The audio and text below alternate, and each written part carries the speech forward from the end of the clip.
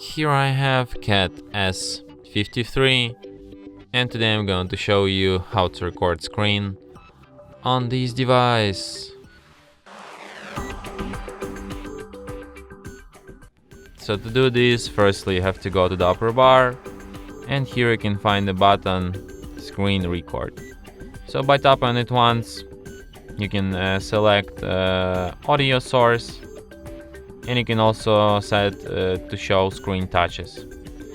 So by tapping start, recording starts immediately.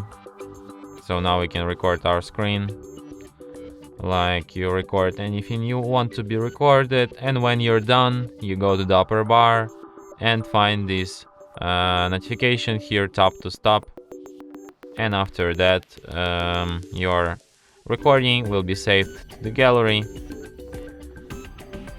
to the album Movies.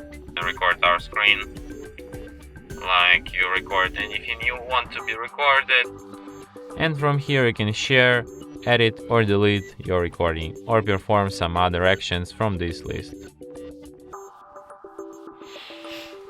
And that's it.